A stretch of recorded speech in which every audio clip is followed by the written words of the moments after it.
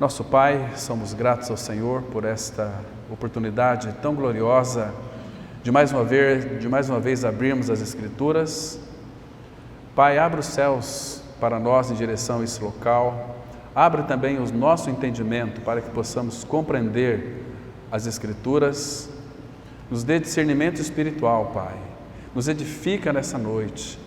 Pai, leva-nos para aquele que é perfeito, para que em Cristo nós sejamos aperfeiçoados e cada dia mais lapidados pelo Senhor, para que a gente possa ver uma vida comum da igreja, justas, postos como aquelas pedras vivas que vivem. Pai, nós sabemos que existem em nós ainda muitas arestas que têm que ser lapidadas, cortadas. Então o Senhor tem usado a cruz em nossas vidas, ó Pai, para verdadeiramente nos tornar, ó Pai, a semelhança do Teu Filho Jesus. Este é o Teu grande desejo e que este seja o nosso grande anseio também. Nós entregamos nas Tuas mãos, ó Pai, este ambiente. Cuida das nossas mentes, das nossas distrações, para que nós estejamos centrados naquilo que vai ser dito. E em Cristo Jesus nós oramos. Amém.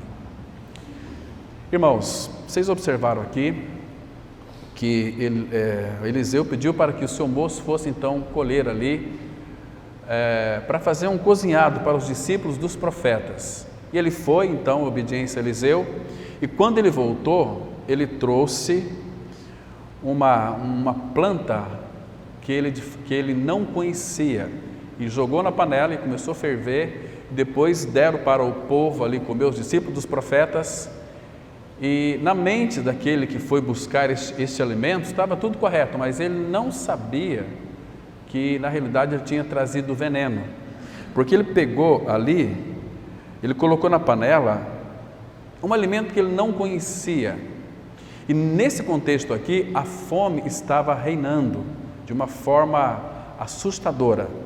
Por isso, irmãos, um detalhe aqui que é muito importante: nós nunca devemos comer nada espiritualmente sem conhecer. Claro que aqui era literalmente essa realidade que eles vivenciaram. Quando começaram a comer, perceberam que havia ali morte na panela, que havia veneno. Na mente dele trouxe para ele um alimento saudável, mas na realidade era um alimento venenoso. E hoje nós estamos vivendo uma época do envenenamento do Evangelho. As pessoas estão sofrendo de uma coisa chamada inanição espiritual, porque de fato tem comido tudo aquilo que vem em nome de Deus. Irmãos, muito cuidado com isso.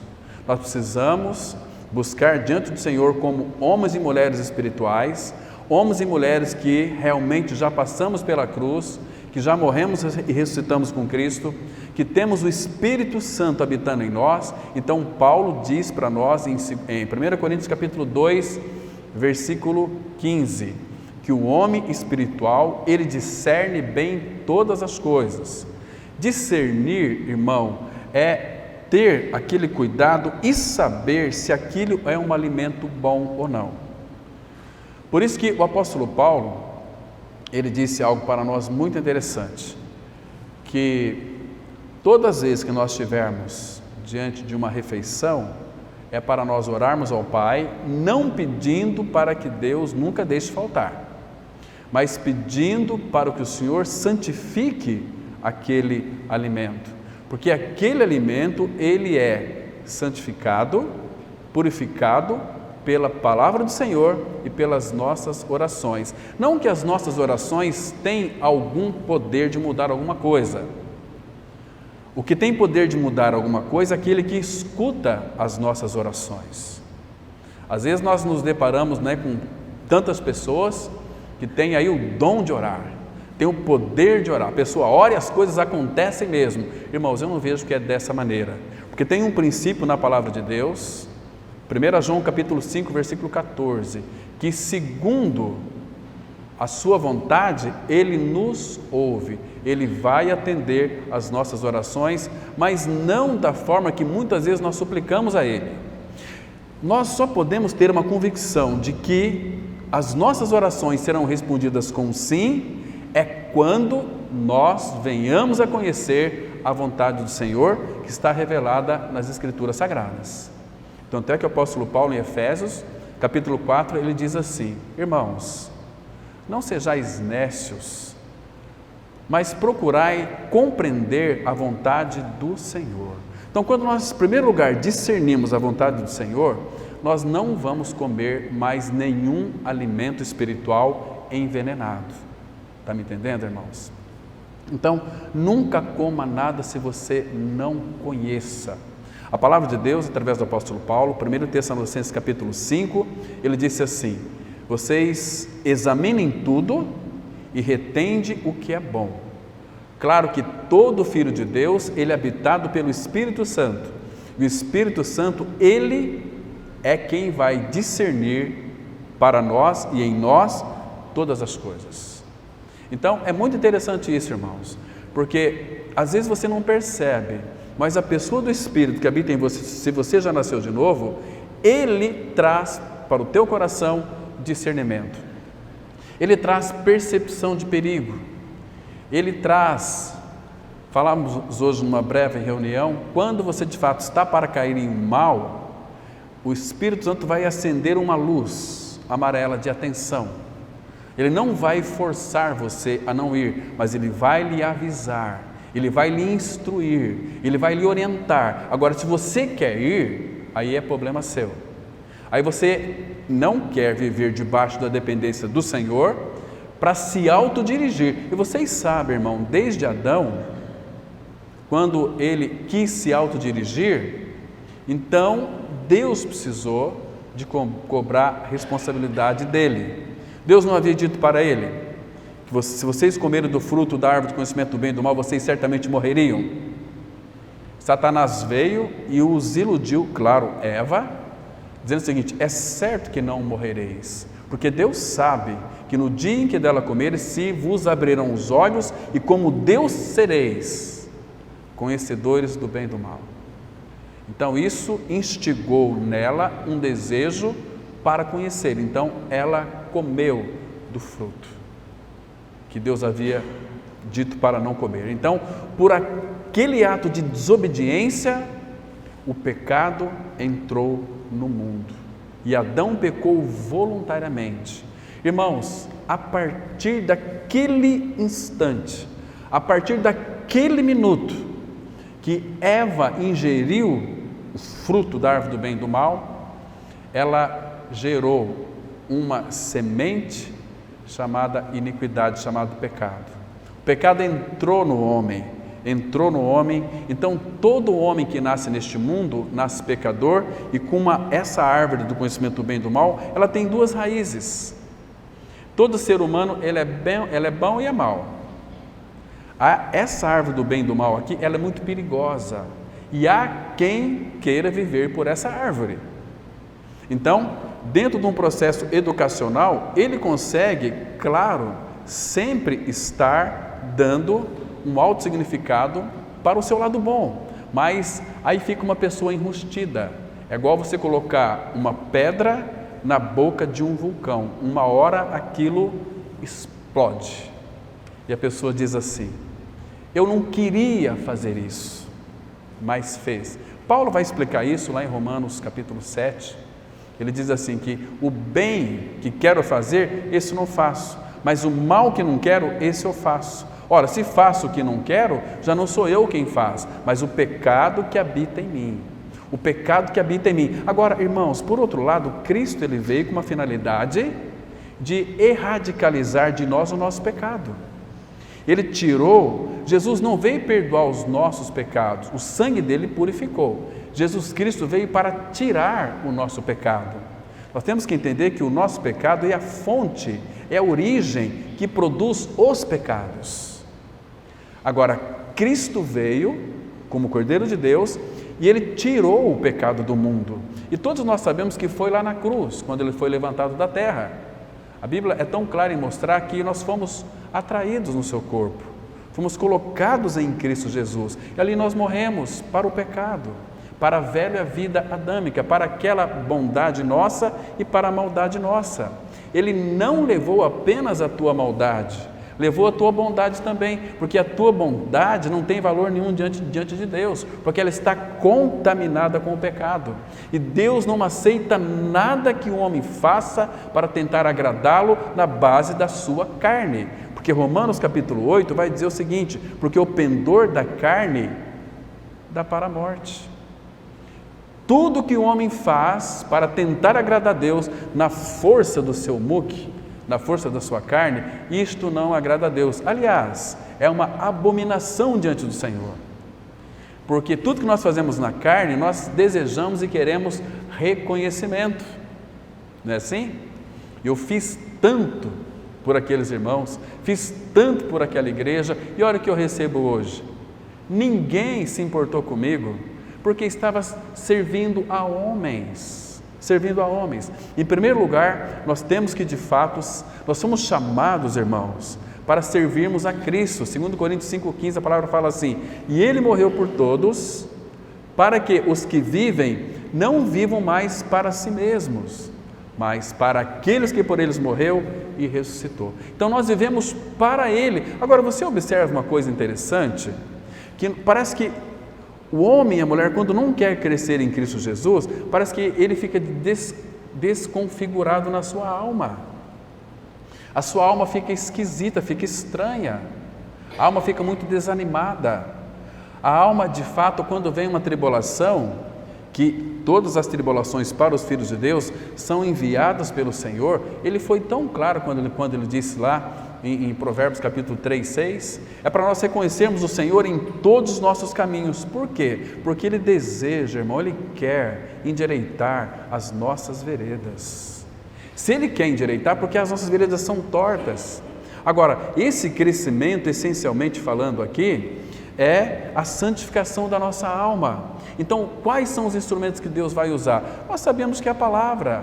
Falávamos hoje pela manhã, citávamos o texto de João 17, santifica-os na verdade, a tua palavra é a verdade. Agora, não adianta, irmãos, eu ler as Escrituras, claro, ela vai, como a água, que é a palavra, ela vai fazendo uma lavagem, fazendo uma limpeza, mas o nosso Pai Celestial, Ele deseja que nós venhamos a obedecer a Ele, porque antes nós não conseguimos obedecer, mas a partir do nosso novo nascimento em Cristo, da nossa morte e ressurreição com Cristo, 1 Pedro, capítulo 1, versículo 22, a Bíblia diz assim que, tendo santificado a vossa alma pela obediência à verdade. Se é uma obediência, significa que o Pai, Ele requer, ou Ele demanda algumas coisas de nós, que exige a nossa resposta a Ele. Mas lembre-se de uma coisa, meus queridos irmãos, Ele nunca vai pedir algo de nós sem primeiro nos habilitar. Então, quando Ele demanda de nós alguma obediência, obviamente Ele já nos capacitou para sermos obedientes. Imagine vocês, com Deus Pai Todo-Poderoso, habitando em nosso interior. Aliás, é a Trindade Santa. 1 Coríntios 3,16 fala que o Espírito de Deus habita em nós. 1 Coríntios 6,19 fala que o Espírito Santo habita em nós. Em Gálatas 4,6 fala que o Espírito do Cristo glorificado habita em nós. E porque vós sois filhos, enviou Deus ao vosso coração o Espírito de seu Filho que clama Abba Pai. Então, o obediente é Cristo. Cristo veio para dentro de nós. Vivo não mais eu, mas Cristo vive em mim. Agora, na habilitação dele, na capacidade dele, eu posso obedecer. A expressão de Ezequiel 36, verso 27.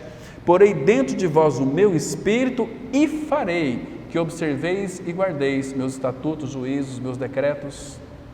Guardeis, o sentido ali no hebraico é obedecer na capacidade, na habilidade do Espírito, porque se depender de nós, irmãos, vamos ser sinceros, nós não conseguimos ser obedientes, mas tem uma pessoa que veio morar dentro de nós, não do teu lado, irmão, mas dentro de você. Este é aquele que te habilita, que te capacita verdadeiramente a cumprir todo o desígnio de Deus. Só que Satanás tem colocado na mente de muitas pessoas que nós temos que vir buscar a bênção de Deus nas nossas reuniões. As nossas reuniões da igreja é para que nós sejamos então aperfeiçoados e ouvimos a voz do Senhor junto com todos os irmãos. Quando a igreja se reúne é onde o Pai então começa a fazer os seus depósitos. Por exemplo, quando você nasceu de novo, você ganhou uma linda experiência com Cristo. Cristo é a sua vida, mas logo em seguida o Pai lhe prometeu algo muito interessante. Queridos, deixa o teu dedinho aqui, abra lá em 2 Pedro, capítulo 1, observe aqui, irmãos, que coisa linda. Veja o que Ele já deixou para mim e para você, até a glória. Olha que interessante, 2 Pedro 1, versículo 3, diz assim a palavra de Deus. 2 Pedro, capítulo 1, versículo 3 e 4. A Bíblia diz: visto como, pelo seu divino poder, irmão, eu não preciso falar quanto poder Deus tem. Ele é o Todo-Poderoso. Ele que criou todas as coisas. E pela palavra do seu poder, diz Hebreus 1:3, Ele sustenta todas as coisas. Então nada está fora do seu cabelo, do seu domínio, do seu poder. Até um fio de cabelo, quando cai, está no controle dele. Ele cuida do pardal. Nenhum pardal cai sem o consentimento dele. Então, agora ele diz para nós, irmão, nós temos que encararmos a verdade da palavra desta maneira. Saber que nós estamos lidando com aquele que tem todo o poder. Ele diz aqui no versículo 3, visto como pelo seu divino poder nos têm sido doadas todas as coisas que conduzem à vida e à piedade. Então, irmãos, para você e para mim, não falta absolutamente nada. Pelo divino poder do Pai, Ele nos doou todas as coisas que conduzem à vida. Em outras palavras, até chegarmos na realidade concreta da nossa relação com o Pai, materializada na glória, até lá, Ele nos doou todas as coisas. Mas eu não tenho todas as coisas. Irmãos, na nossa trajetória, na nossa peregrinação cristã, Ele sabe cada momento que vai suprir você com aquilo que você precisa. É o sentido de todas as coisas. Nada ficará fora dos seus domínios. Ele sabe de cada uma das suas necessidades. Ele conhece o teu interior, Ele conhece os teus anseios, porque Ele mora dentro de você. Ele conhece você melhor do que você. Entende? Antes, Ele vai dizer para nós, Ezequiel 1:5, antes que a palavra me surja na boca, ou nos meus pensamentos, Tu, Senhor, já conheces todinho. Amanhã, quando você for conversar, a tua primeira fala, Ele já sabe o que você vai dizer.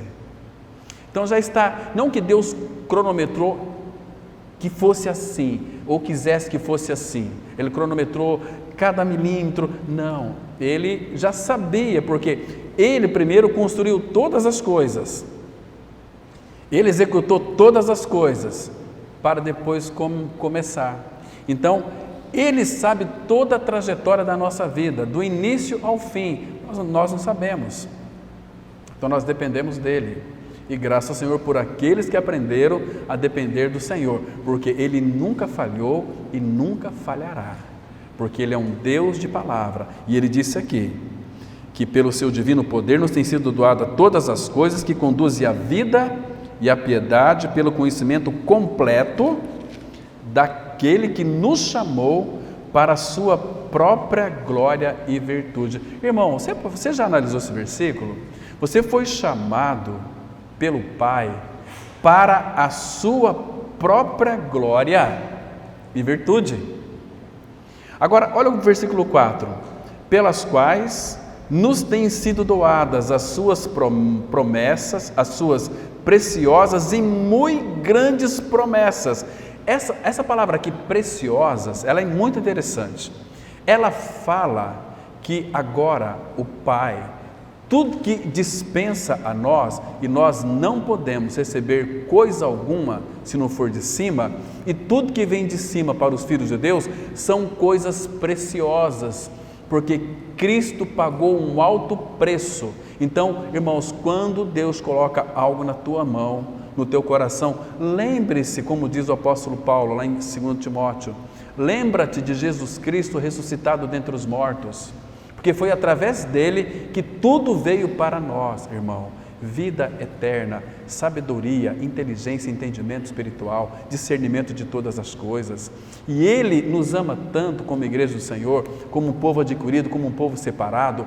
Ele disse que não iria faltar absolutamente nada para nós. Então, as suas preciosas e muito grandes promessas, para que por elas vos torneis. Mas eu já não nasci de novo? Mas já não tenho a vida de Cristo? Para que você se torne cada vez mais co-participantes da natureza divina, livrando-vos da corrupção das paixões que há no mundo. Então, Ele quer e deseja livrar eu e você das paixões, da corrupção que há no mundo. Mas, irmão, o Espírito Santo, Ele é um cavaleiro, Ele é cortês. Ele é muito, vamos dizer assim, com muita reverência, Ele é muito simpático, Ele não vai forçar nada. Agora, benditos são aqueles irmãos e irmãs que de fato tomam um posicionamento, dizendo o seguinte: Senhor, eis-me aqui, eu não quero uma liberdade, eu não sei o que fazer com a minha liberdade, mas se você quiser experimentar a verdadeira liberdade em Cristo Jesus, você pega a liberdade que Ele te libertou das trevas para a luz, libertou do pecado, do diabo, de Satanás, etc. Fala: Senhor, o Senhor me deu a carta de alforria, eu estou livre, mas eu não sei o que fazer com a minha liberdade sem uma direção. Então você pega a tua liberdade e coloca aos pés do Senhor. Aí sim você experimentará o que significa uma verdadeira liberdade, uma liberdade conduzida por aquele que é o todo-poderoso, soberano Senhor. Ele vai te instruir, Ele vai te guiar. Irmãos, você não vai errar o caminho, jamais. E sempre quando errar, Isaías vai dizer o seguinte: você sempre vai ouvir uma voz atrás de ti: este é o caminho, andai por ele, andai por ele. O Espírito Santo sempre vai com todo cuidado, porque, irmãos, nós temos, se você soubesse quem mora dentro de você, aquele que mora dentro de você, o Senhor Jesus Cristo, Ele é o alvo do coração do Pai. Por isso que Ele disse assim, lá no Salmo 16, versículo 3: quanto aos santos que há na terra, são eles os notáveis, nos quais eu tenho todo o meu prazer. Percebe? Porque nós temos a pessoa de Cristo. O Pai tem prazer em nós por causa do Filho. Então, eu gosto muito daquela expressão quando o apóstolo Paulo disse lá em 1 Coríntios: nós somos loucos por Cristo, loucos por Cristo. Eu não vejo a hora de deixar essa reunião, claro que é uma reunião muito preciosa, mas para falar com o meu Senhor. É gostoso você estar aos pés do Senhor, derramado aos pés dEle, sendo tocado por Ele, falar: Senhor, obrigado, obrigado, porque eu sei que hoje um dia a menos, um dia já se passou a mais, ou seja, de nós nos encontrarmos. Irmãos, teu coração não anseia para aquele grande encontro? Então, se você não anseia, significa que teu coração não está preparado como uma noiva. Então, prepara, começa a fazer ligações para Ele. O que liga o céu e a terra? Aquilo que você ligar na terra será ligado no céu. Então, através da oração, vive uma vida de união com Cristo, crendo que Ele habita em você, que você habita nele, que essa ligação é uma ligação perfeita, irmãos. Que coisa mais linda, Ele está mesclado conosco, nós somos um nele, estamos entrelaçados com o nosso amado Senhor. Ele nos ama tanto, irmãos, Ele deseja tanto ouvir a nossa voz, e a gente fica blá, blá, blá, blá, blá, com tantas pessoas que não tem nada a ver, perda de tempo. Então, por isso que nós Quando nós de fato desejarmos o Senhor, uma comunhão com Ele, uma vida a seus pés, o que vai acontecer, irmão? Pedro fala que nesse período de anseio pelo Senhor, de buscá-lo pela oração, de buscá-lo pela sua palavra, de viver uma vida relacional com Ele, Pedro fala que nós estamos aguardando e apressando a volta do Senhor.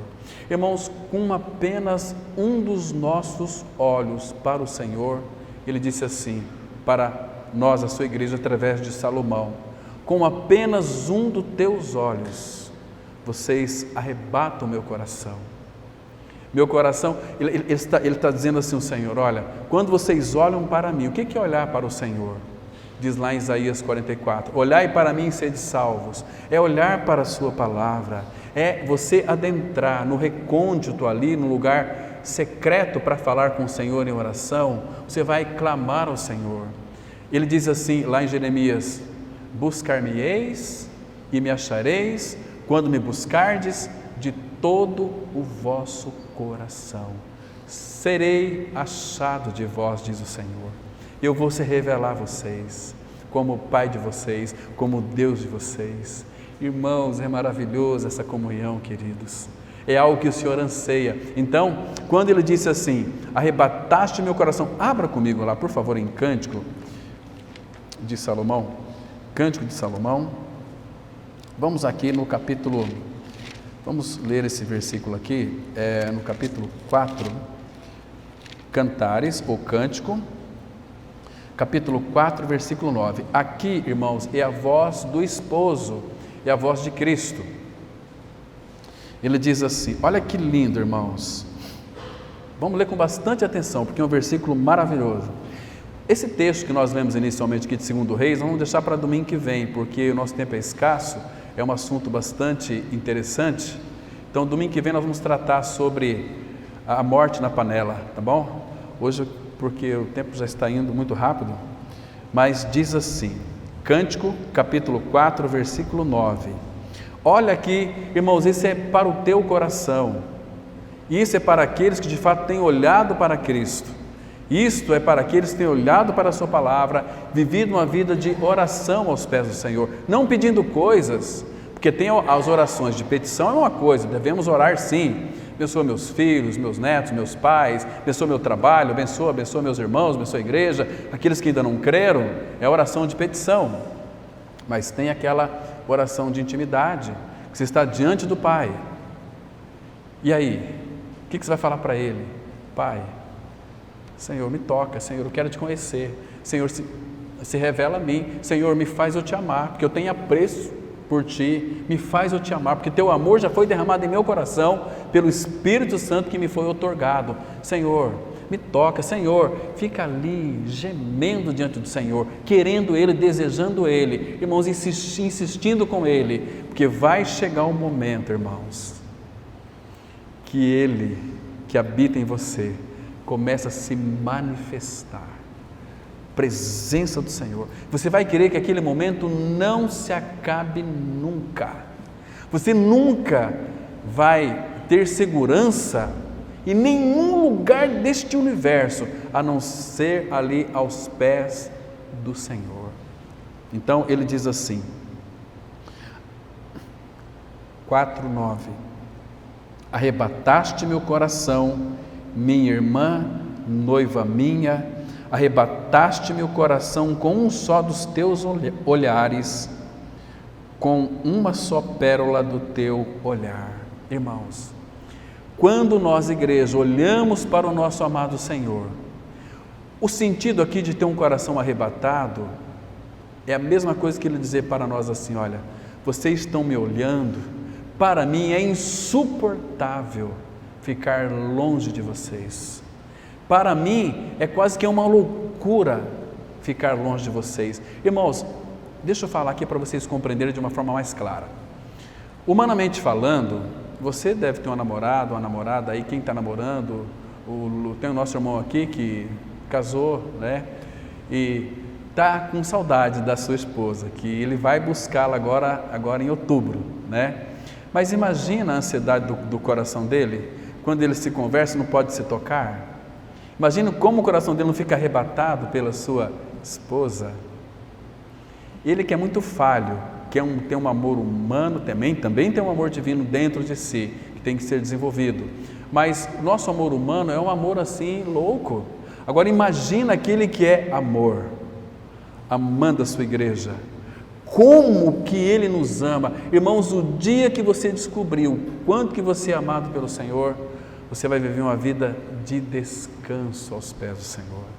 Ai, você é amado. Em 1 João, a carta do amor, ele sempre vai escrever amados, amados, amados, amados, para a gente nunca se esquecer disso. Então, para o Senhor, quando a igreja olha para Cristo, para Ele é como que insuportável. Gera no coração do nosso Senhor uma ansiedade muito grande, porque Ele está esperando a sua noiva há mais de 2000 anos. O irmão está esperando ali a sua noiva 1 mês, 2 meses, né? Já está numa loucura. Agora imagina o Senhor, que é o próprio amor, esperando a sua noiva, a sua igreja. Nós somos a noiva de Cristo, irmãos. Ele está ansioso. Se nós pudéssemos abrir o coração do filho para ver como é que está ele, o coração dele, eu penso que está pulsando mais forte, porque ele nos ama tanto, nos quer tanto, ele não vê a hora. Agora, olha aqui o capítulo 6, o versículo 5 deste mesmo livro, diz assim, agora aqui de novo o Senhor dizendo, Ele fala assim, olha só, capítulo 6, versículo 5, desvia de mim os olhos, porque eles me perturbam. Queridos, mas não é tudo que o filho quer que na igreja olhe para ele? E aqui ele está dizendo, desvia de mim os olhos, porque eles me perturbam. Essa palavra aqui, perturbam, significa, desvie de mim os teus olhos, porque os teus olhos me incitam a buscar vocês. Os teus olhos, eles me incitam, mas me incitam cruelmente. Assim fica o coração do nosso amado Senhor. Desvie de mim os teus olhos, porque eles me importunam, os nossos olhos capturam. Desvie de mim os teus olhos, porque eles me capturam. Esse é o sentido aqui, irmãos. Como Ele nos ama. O Senhor nos ama tanto, irmãos, que quando a gente olha para alguns versículos da palavra de Deus, que são enriquecedores para a nossa edificação, quando está escrito assim, por exemplo, Romanos 5, versículo 8, que diz assim, mas Deus prova seu próprio amor para conosco, pelo fato de ter Cristo morrido por nós, sendo nós ainda pecadores. O amor que foi provado, o amor que foi derramado em nossos corações. Quando você nasceu de novo, Romanos 5 diz assim, porquanto o amor de Deus é derramado, irmãos, não é dado assim, é derramado aos nossos corações pelo Espírito Santo que nos foi outorgado, ou que nos foi dado. O Espírito Santo veio até nós. Agora, este amor de Deus está em nós para uma finalidade muito importante. Abra lá em 1 João, capítulo 4. 1 João, capítulo 4, versículo 7. 1 João 4, versículo 7. Esta é uma carta tão linda, tão maravilhosa. Uma carta do amor do coração do Pai para os nossos corações. Uma carta linda do coração de Deus para nós. Então a palavra fala assim, versículo 7. Amados, amemo-nos. Está vendo aqui que amemo-nos, aqui é um imperativo? Porque o amor de Deus foi derramado em nossos corações pelo Espírito Santo que nos foi outorgado. Amemo-nos, amados, você é amado. O amor de Deus está em você, por isso é amados. Essa voz aqui é do Espírito. Quem escreveu foi João, mas inspirado pelo Espírito. Amados, amemo-nos uns aos outros, porque o amor procede de Deus, e todo aquele que ama é nascido de Deus e conhece a Deus. Então, irmãos, uma das características de todo filho de Deus é amar o seu irmão. Irmãos, nós temos que fazer uma pergunta aqui, você ama seu irmão? Deixa eu perguntar aqui, Felipe, você ama o Vini? Você ama ele? Mal conhece o Vini mal te conhece, nós somos um grupo de irmãos tão pequeno, percebe? Esse é o sentido. O Senhor quer que nós nos envolvemos, irmãos, numa relação de amor entre os irmãos. Por isso que às vezes nós colocamos uns pretextos aqui. Vamos ter um almoço aqui hoje, todo mundo junto. Para quê? Para nós conversarmos, para estarmos juntos, para tocar no irmão. Daí, irmão, como é que você está? Está bem? Como é que foi a semana? E eu quero orar com você essa semana. Eu preciso de você, irmão. Você me estimula, porque nós temos que estimular uns aos outros. Entende, irmão? Esse é o sentido aqui. Olha aqui o capítulo 3 de João, o versículo 13 e 14. O 13, ele fala para nós aqui o seguinte: irmãos, não vos maravilheis se o mundo vos odeia.